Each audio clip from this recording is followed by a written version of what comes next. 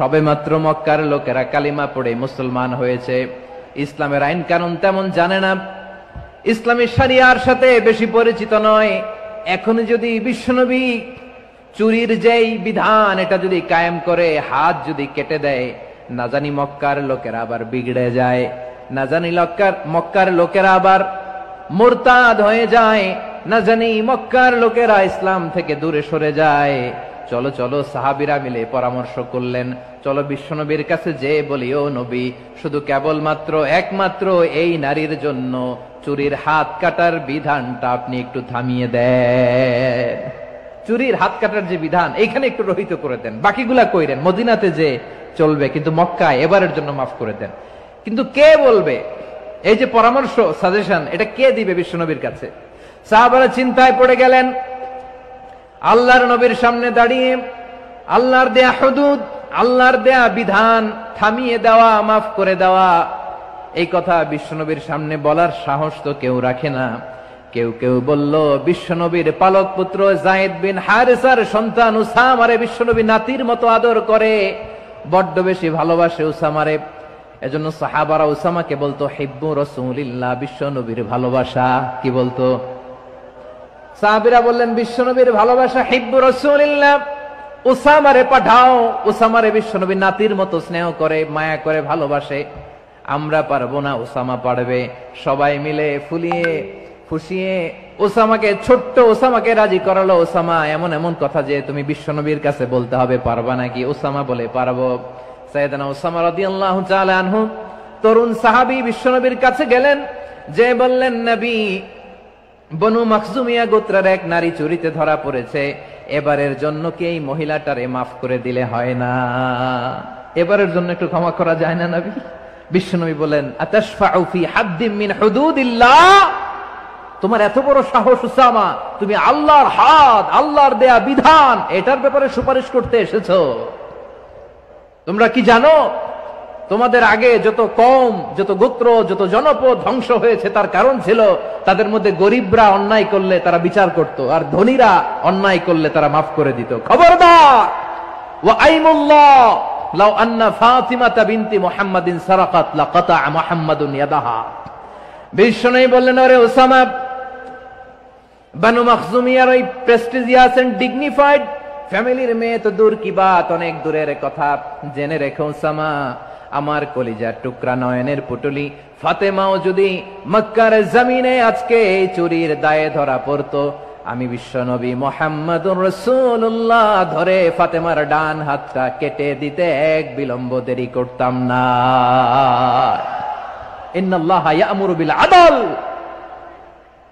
আমাদেরকে জাস্টিস শিখায় পশ্চিমারা, আমাদেরকে ইনসাফ শিখায়, আমাদেরকে সুশাসন শিখায়। আর ইনসাফ, সুশাসন, ন্যায় বিচার, সুবিচার, জাস্টিস কারে বলে বিশ্বনবীর বায়োগ্রাফি থেকে জেনে নাও। এই ছিল বিশ্বনবী সাল্লাল্লাহু আলাইহি ইসলামের আদালতের নমুনা। আপনি যদি সাইয়েদনা ওমর ফারুকের জীবনের দিকে তাকান, এমন কঠোর, এমন বীর সেনানী ছিলেন। সাইয়েদনা ওমর ফারুক যদি রাস্তার এই মাথা দিয়ে হাঁটা শুরু করতেন, শয়তান ওমর ফারুককে দেখলে ওই রাস্তা রেখে দিয়ে অন্য রাস্তা দিয়ে হাঁটতো। সুবহানাল্লাহ। ওমর ফারুক রাদিয়াল্লাহু তাআলা আনহু কি পার্সোনালিটি ছিল, কি পার্সোনালিটি! আমাদের এলাকায় ছোট বাচ্চারা রাতে ভাত খেতে চায় না, আমার মেয়েটাও খেতে চায় না। এই এটা দিব, ওইটা দিব, আজকে মাহফিলে আসার সময় বলে দিছে লিস্ট করে এটা এটা আনতে হবে। তো ছোট্ট বাচ্চাদের অনেক বায়না থাকে, ওরা রাতে খেতে চায় না। তো মায়েরা বিভিন্ন ভয় দেখায়, এই বাঘ আসবে, বাঘ আসবে খাও, এই ভূত আসবে, ভূত আসবে খাও। আপনারা কি বলেন চট্টগ্রামে? কি আসবে? হ্যাঁ, ভূত, ভূত, ভূত আসবে, বাঘ আসবে, খাও খাও খাও, তাড়াতাড়ি খাও। তো বাচ্চারা এগুলো শুনে ভয়ে খেতে শুরু করে। মদিনার জমিনেও একই ঘটনা ঘটতো। মদিনার ছোট্ট ছোট্ট সোনামণিরা খেতে চাইতো না, তো মায়েরা বলতো, হা হুয়া ইয়াতি উমর, হা হুয়া ইয়াতি উমর, ওই যে উমর আসতেছে, উমর। ওমরে ফারুকের কথা শুনলে বাচ্চারা একেবারে ঠান্ডা। সুবহানাল্লাহ পড়বেন না? প্রভু তুমি বলেছ রাসূল দেবে না, বলনি দেবে না ওমর, বলনি দেবে না হামজা তারিক, খালিদ বিজয় সমর। প্রভু তুমি বলেছ রাসূল দেবে না, বলনি দেবে না ওমর, বলনি দেবে না হামজা তারি, খালিদ বিজয় সমর। প্রভু তুমি বলেছ রাসূল দেবে না। আল্লাহু আকবার। ওমর ফারুক রাদিয়াল্লাহু তাআলা আনহু, ওনার কথা শুনলে গায়ের মধ্যে গুজবাম হয়, গায়ের পশমগুলো দাঁড়িয়ে যায়। সুবহানাল্লাহ বলেন। কি পার্সোনালিটি ছিল, কি ব্যক্তিত্ব ছিল। মুনাফিকরা ওমর ফারুককে জমের মতো ভয় পেতেন। শয়তান, খুদ শয়তান এই রাস্তা দিয়ে আসলে শয়তান অন্য রাস্তা দিয়ে হাঁটতো। ওমর ফারুক রাদিয়াল্লাহু তাআলা আনহুর জীবনে যদি দেখেন, তাহলে সেখানে আপনি আদালতের, ইনসাফের, সুশাসনের, জাস্টিসের নমুনা দেখতে পাবেন। কয়টা শুনবেন? সাইয়েদনা ওমর ফারুকের রাদিয়াল্লাহু তাআলা আনহুর সন্তান আব্দুর রহমান মিশরে মদ খেয়ে মদ্যপ অবস্থায় ধরা পড়েছে। মদ খাওয়ার কারণে, মদ যদি কেউ পান করে আর যদি প্রমাণিত হয়, তার বিচার হলো 80 বেত। আওয়াজ করে বলেন কয় বেত? বাংলাদেশেও তো এই আইন আছে নাকি? বাংলাদেশে আছে? হ্যাঁ, মদ খাইলে 80 বেত, এই আইন বাংলাদেশে চালু হোক। আমরা চাই কি চাই না? চাই সবাই। এজন্যই তো ইসলাম ভাল লাগে না। ইসলামকে ভাল লাগে না। ইসলামকে আউট করে রাখতে পারলেই তো এরকম বড় বড় বোতল খাওয়া যায়। একেবারে সহজ, পানির মতো সহজ হিসাব, একেবারে সহজ। ওমর ফারুক রাদিয়াল্লাহু তাআলা আনহুর ছেলে ভুল করে মদ পান করে ফেলেছিলেন। আব্দুর রহমান, ঘটনা ঘটেছে মিশরে। মিশরের গভর্নর তখন আমর ইবনে আস রাদিয়াল্লাহু তাআলা আনহু। আব্দুর রহমানের ভাই যে গভর্নরকে বলল, গভর্নর যদি একটু দয়া করেন, খলিফার ছেলে আমার ভাই আব্দুর রহমান মদ্যপ অবস্থায় ধরা পড়েছে, জনসম্মুখে যদি আপনি বেত্রাঘাত করেন আমাদের প্রেস্টিজ থাকে না, যদি 80 বেত আপনি মারেন আমার কোনো কথা নাই, কিন্তু ঘরের ভেতরে মারেন। আব্দুর রহমানের ভাইয়ের সুপারিশ শুনে সাইয়েদনা আমর ইবনে আস রাদিয়াল্লাহু তাআলা আনহু রাজি হয়ে গেলেন। ঘরের ভেতরে লোকচক্ষুর আড়ালে 80 বেত তিনি মানলেন।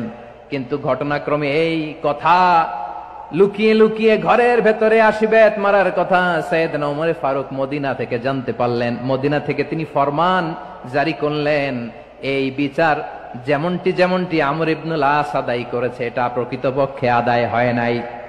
আসো সবাই মদিনায় আসো, আমর ইবনে আস মদিনায় আসো, আব্দুর রহমানও আসো, সবাই আসো, জনসম্মুখে এই বিচার কার্যকর করতে হবে। সাইয়েদনা ওমর ফারুক মসজিদে নববীর পিলারের মধ্যে নিজের ছেলেকে বাঁধলেন, আবার জনসম্মুখে 80টা বেত তার গায়ের মধ্যে মারলেন।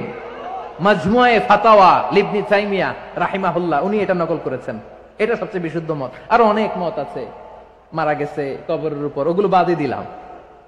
কেমন খলিফা ছিলেন, কেমন খলিফা! পশ্চিমারা তোমরা জাস্টিস আমাদেরকে শেখাও, ইনসাফ কারে বলে, সুশাসন আমাদেরকে তোমরা শিখাও। ওমর ফারুক রাদিয়াল্লাহু তাআলা আনহু ওই বিচারকে তিনি ধর্তব্য মনে করেন নাই। মদিনাতে এনে আবার জনসম্মুখে আবার 80 বেত মেরেছেন।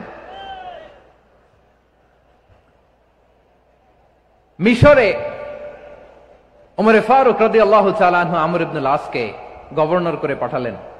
সেখানে আমর ইবনে আসের ছেলে একটা প্রতিযোগিতায় রানার আপ হয়েছে।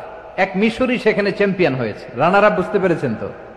রানার আপ সেকেন্ড হয়েছে, এক মিশরি হয়েছে চ্যাম্পিয়ন প্রথম। কিন্তু গভর্নরের ছেলে ও জিততে পারে নাই। ও রাগে ওই মিশরির গায়ের মধ্যে কয়েকটা লাঠি দিয়ে বাড়ি মেরেছে। মিশরি যে মদিনাতে ওমর ফারুকের কাছে বিচার দিলেন, আপনার গভর্নরের ছেলে অন্যায়ভাবে আমার গায়ে হাত তুলেছে। সাইয়েদনা ওমর ফারুক আবার ফরমান জারি করলেন, আসো মদিনাতে আসো। মিশরীকে ডাকলেন। ওই মিশরের গভর্নর আমর ইবনে আস রাদিয়াল্লাহু তাআলা আনহুকে ডাকলেন, তার ছেলেকেও ডাকলেন। সবাই বসে রইল। আমর ইবনে আস রাদিয়াল্লাহু তাআলা আনহু মাথা নিচু করে বসে আছেন, লজ্জায় কাচুমাচু। হায় হায়, আজকে আমার ছেলের কারণে আমিরুল মুমিনিন খলিফাতুল মুসলিমিন ওমর ফারুকের কাছে আমি জনসম্মুখে লজ্জিত হচ্ছি। সাইয়েদনা ওমর ফারুক বললেন, এই নাও লাঠি, গভর্নরের ছেলে, তোমার মাথার মধ্যে যতগুলো বাড়ি মেরেছে, আজকে জনসম্মুখে তুমি অতগুলা বাড়ি মারো।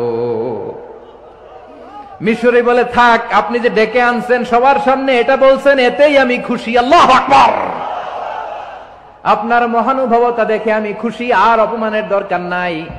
ওমরে ফারুক বলে, না, খবরদার, এই কথা মিশরি তুমি বলো না, মারো, যতগুলা বাড়ি মেরেছে মারো।